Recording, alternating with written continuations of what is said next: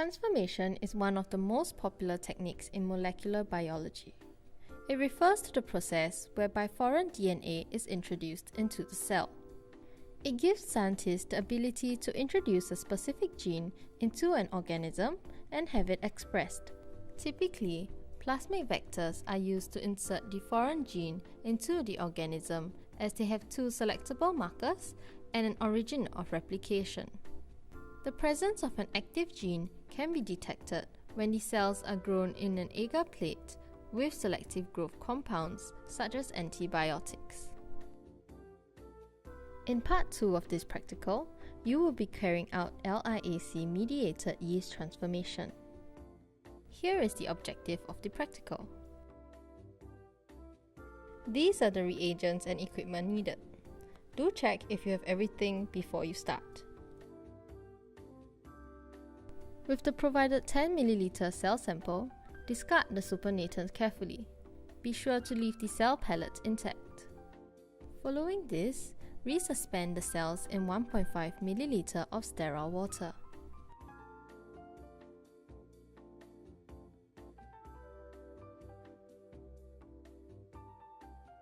Then, transfer the sample into a microcentrifuge tube.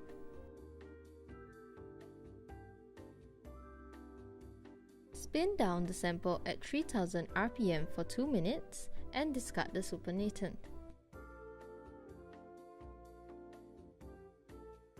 Next, resuspend cells in 1 ml of LIAC buffer. Spin down the sample and discard the supernatant. Ensure that the centrifuge is balanced.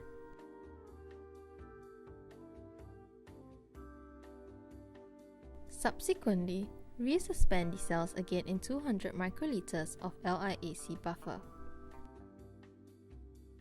Then, add 50 microliters of cells into 2 microcentrifuge tubes, spin down the cells and discard the supernatant. Next, add 1 microliter sterile water to the samples.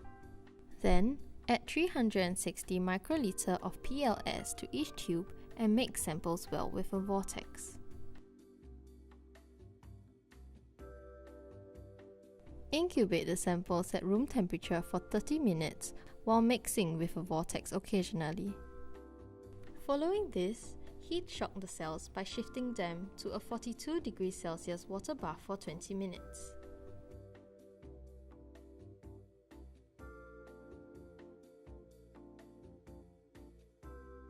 Put the cells back at room temperature, spin down the cells again, and discard the supernatant.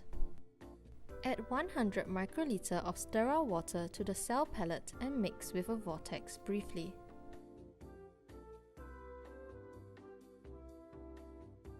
Finally, plate out all 100 microliter of the cell suspension from the 2 tubes into 2 separate selective plates.